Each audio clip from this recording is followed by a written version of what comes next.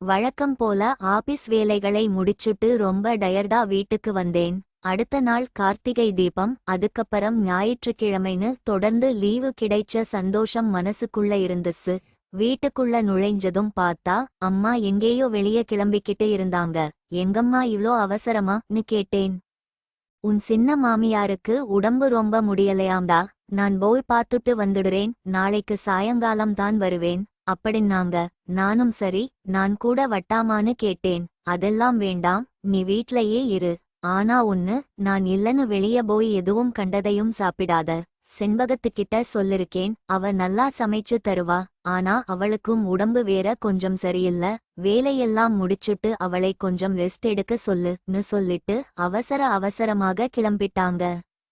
அம்மா போனதும் தான் வீடு அவ்ளோ அமைதியானது மாதிரி ஒரு உணர்வு. அப்பதான் செண்பகம் வீட்ல இருக்கிற நினைவே எனக்கு வந்துச்சு. வீட்ல நானும் செண்பகமும் மட்டும்தான் இருக்கோம்னு நினைக்கும் போதே மனசுக்குள்ள காரணமே இல்லாம ஒரு சின்ன சிலிர்ப்பும் சந்தோஷமும் வந்துச்சு. அப்படியே மெதுவா அவளை தேடி நடந்தேன். கிச்சனுக்குள்ள ஏதோ சத்தம் கேட்டுச்சு. உள்ள போய் பார்த்தா அவ தரையில முட்டி போட்டு உட்கார்ந்து ஈர துணியால தரையை தொடச்சுக்கிட்டு இருந்தா.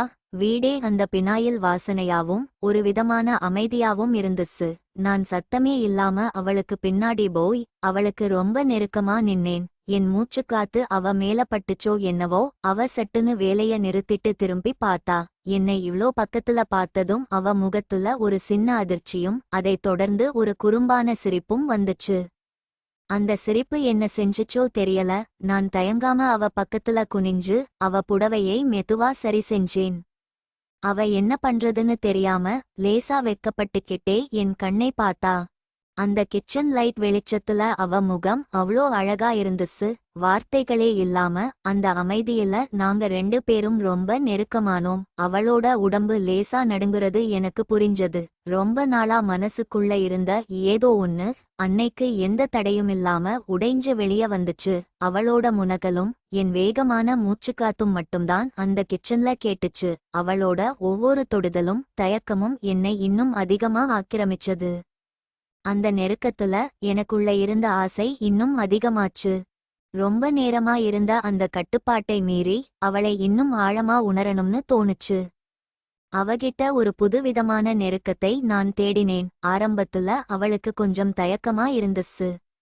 வேண்டாம், கூச்சமா இருக்கு, வலிக்கிற மாதிரி இருக்கு நூ மெதுவா சினுங்கினா. ஆனா நான் அவளை விடல. அவளை சமாதானப்படுத்தி என் அரவணைப்புக்குள்ள இன்னும் நெருக்கமா கொண்டு வந்தேன். அந்த புது அனுபவத்தோட தவிப்பு அவ கண்ணுல தெரிஞ்சது. அவளும் அந்த வலியை கடந்து என்னோட நெருக்கத்துக்கு முழுசா தன்னை மாத்திக்கிட்டா. நாங்க ரெண்டு பேரும் உலகத்தையே மறந்து அந்த சின்ன கிச்சனுக்குள்ள ஒருத்தருக்கொருத்தர் அவ்வளோ நெருக்கமா உடம்பாலையும் மனசாலையும் ஒட்டி போயிருந்தோம். ஒரு கட்டத்துல அவ என்னை கெட்டியா பிடிச்சுக்கிட்டா. அந்த நிமிஷம் எனக்கு கிடைச்ச திருப்தியும் அமைதியும் வார்த்தையில சொல்ல முடியாதது. அவளும் பெருமூச்சு விட்டுக்கிட்டே ரொம்ப ஆஸ்வாசமா எழுந்து நின்னா. அதுக்கப்புறம் நான் நேரா ரூமுக்கு போய் டிரெஸ் மாத்திட்டு வந்து ஹால்ல உட்கார்ந்து டிவி பார்த்துட்டு இருந்தேன். அவளும் கிச்சன்ல மீதி இருந்த வேலையெல்லாம் பொறுமையா முடிச்சுட்டு வந்து ஹால்ல உட்கார்ந்தா. நான் டிவி பாக்குற மாதிரி பார்த்துக்கிட்டே அப்பப்போ அவளை சீண்டி விளையாடிட்டு இருந்தேன். அவளும் சிரிச்சுக்கிட்டே என்னை பார்த்துக்கிட்டு இருந்தா. மணி 8க்கு மேல ஆனதும் எனக்கு நல்லா பசிக்க ஆரம்பிச்சது. நான் சாப்பிட உட்கார்ந்தேன். அவ எனக்கு பரிமாற வந்தா. அந்த நேரத்துலயும் எனக்கு குறும்பு அடங்கல.